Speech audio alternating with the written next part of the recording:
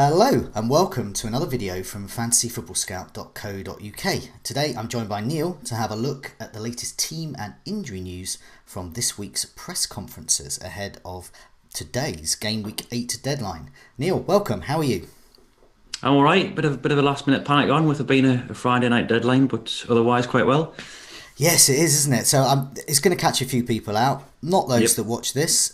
So after this, I'll frantically try and get this edited and out there onto YouTube, and so hopefully it will reach everyone in good time. So first up, looking at the encounters that we've got in Game Week 8, one of the most eye-catching ones is Liverpool against Man City. Very hard to call. So what news, firstly, do we have from Pep Guardiola about Man City's lineup? Well, this is almost the definition of breaking news because this has just happened in the last quarter of an hour, 20 minutes as we film. The quotes coming out suggest that Mendy is going to be available for Sunday. He was asked about his injury situation.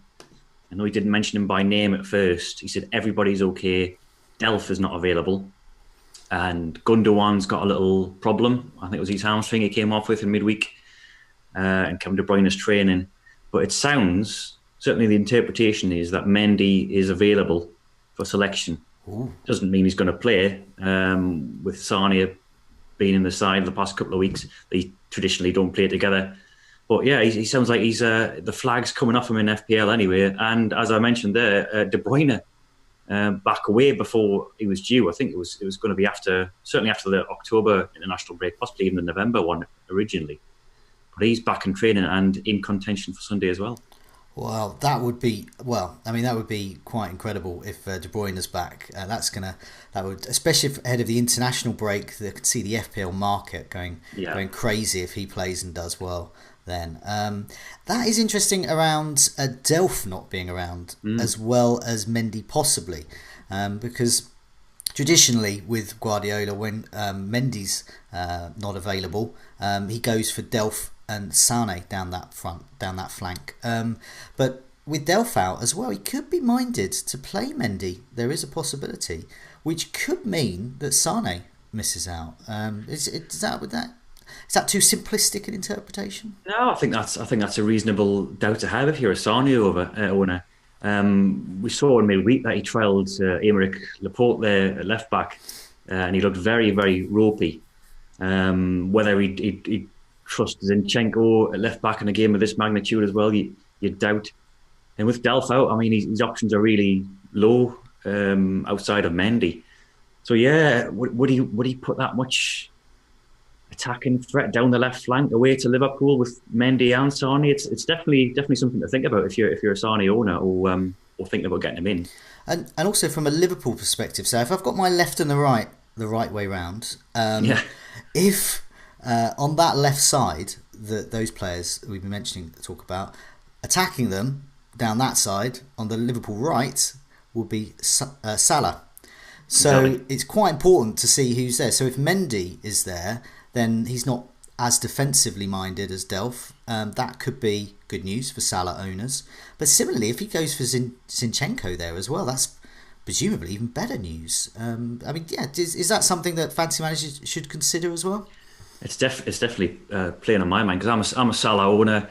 I wasn't going to ditch him realistically anyway, but that makes me more confident about playing him. Zinchenko actually last weekend was quite gung ho as well. Ooh. I was looking at some of the attacking stats. So Walker's been learning to sort of play to tuck inside a bit more when they attack, and Zinchenko was the one really bombing forward and getting in advanced positions. So yeah, whoever plays out of those two, you'd think it would be between those two with Delph being out, then prospect's quite good for Salah, I think. Okay, right. I'm holding. Well, I was going to anyway, but I'll pretend it was because of what you just said. But no, I will be keeping him. So, what about on the Liverpool side? So this Man City, that's pretty exciting news we've got there. On the Liverpool side, as exciting or not quite as exciting? Not quite as thrilling. There's Navigator, who's the only injured out really. He's got a back spasm.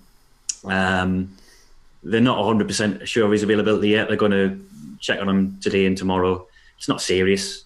I think when the stretcher came out on Wednesday night, you were thinking this might be a long-term thing, but it doesn't look like it's going to be a serious injury. But he might have been replaced anyway. He's sort of been in and out the sides with Henderson. But apart from that, Klopp confirmed everyone's in full training, so there doesn't seem to be any niggles picked up from that Champions League defeat to Napoli in midweek. So with Keita possibly out, what would that mean? Could that mean Shaqiri perhaps getting a midfield role? Could that mean more likely kind of Henderson and Milner both playing together? You would think it would be Henderson, Milner and Wijnaldum as the three, given it's Man City. He played with the 4-2-3-1, which was at the Southampton home game where Shaqiri lined up in the number 10 role. But even though we were 3-0 up at half time, he switched that formation at the interval because he was unhappy about the space Southampton were getting. So I doubt very much whether he'd play Shaqiri against Man City. Okay, so that's good news for those holding the kind of key Liverpool assets there, the Salah, those with Mane and Firmino, and of course that back line as well with Robertson and Alexander-Arnold, probably the key players there. Now, another eye-catching tie there, possibly where the main captaincy armbands will be going, is Spurs against Cardiff. That looks very enticing. So what news do we have of who might be lining up for Spurs? Yeah, this is the one that's given me nightmares because I don't own Kane. So they're going to be without quite a few players as expected.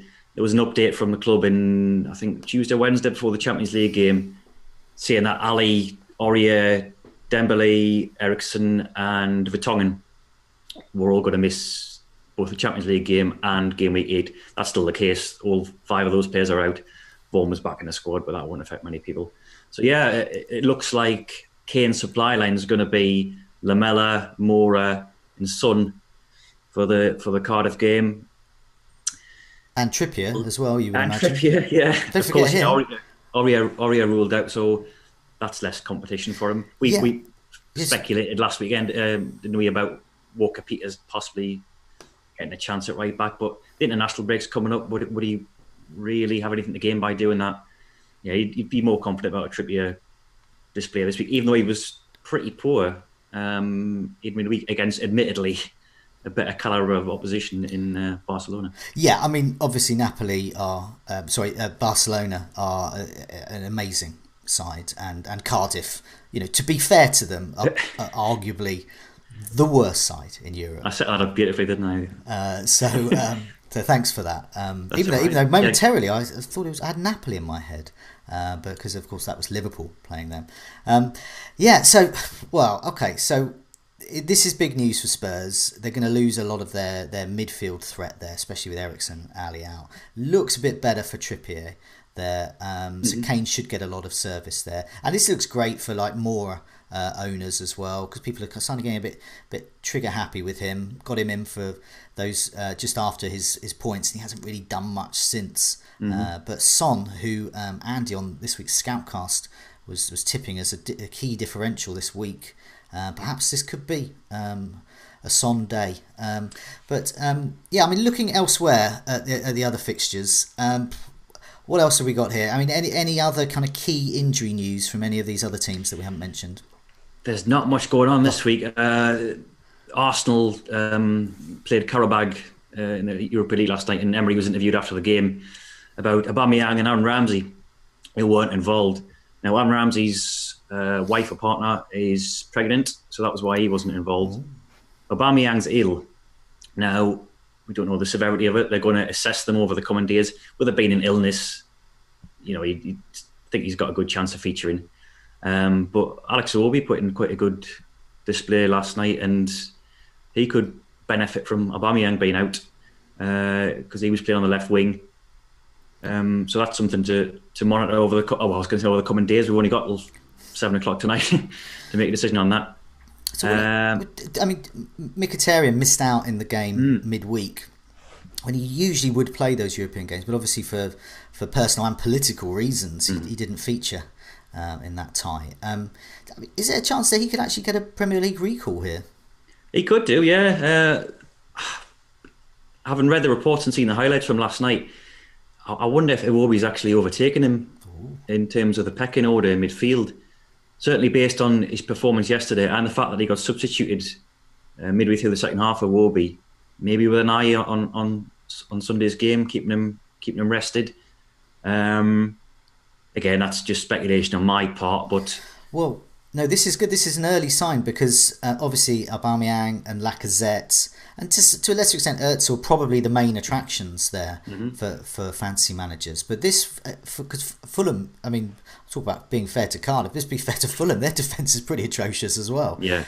Great attack though, so let's give them that. But there looks to be goals for Arsenal in that game. And Iwobi, okay, I'm putting him on my watch list. I'm gonna, because he's good value if he is going to be starting, and he is going to be playing well. Well, elsewhere, any other kind of key news?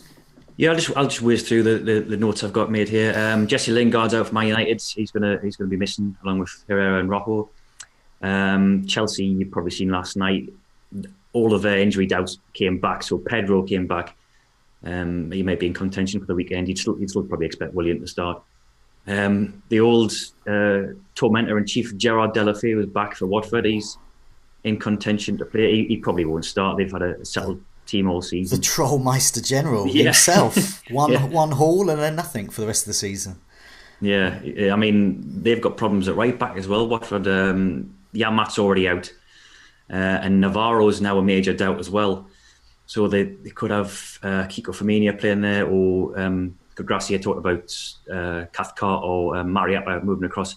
But they're up against Bournemouth, I believe, this weekend. And who plays on the left side of midfield for Bournemouth? That's Ryan Fraser. So that's a possible. Okay, this is good news. This is good because it's less about kind of some of the.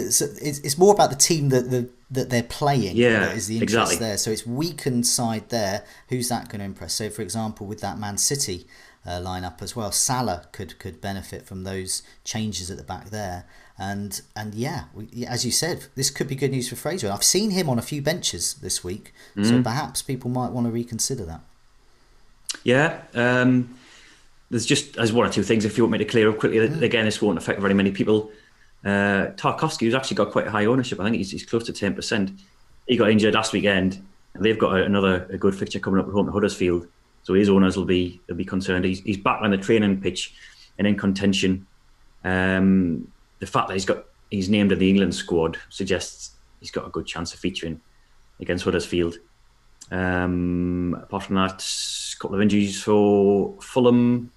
Foster-Mensah and Bryan are out, both the full-backs.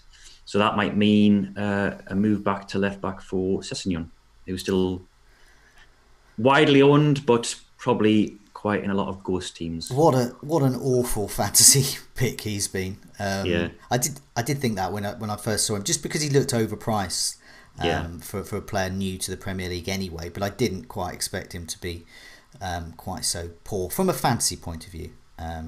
But obviously playing at the back as well. I mean, Fulham's goals conceded. I think they're one of three teams to have conceded a league low 16 goals. That's right. Yeah. So he's clearly not helping out at the back too much either. Okay, well, that's I mean, it looks like the Man City news with De Bruyne and Mendy. That's the headline really from this. Spurs, you'd expect them to do well against Cardiff with whoever they put out, even if they put out a bunch of under sevens. Possibly, but it looks like they've still got a bit of firepower there. But yeah, some key figures missing there. But for now, Neil, thanks so much for joining me, and good luck with the game week. You too, Joe.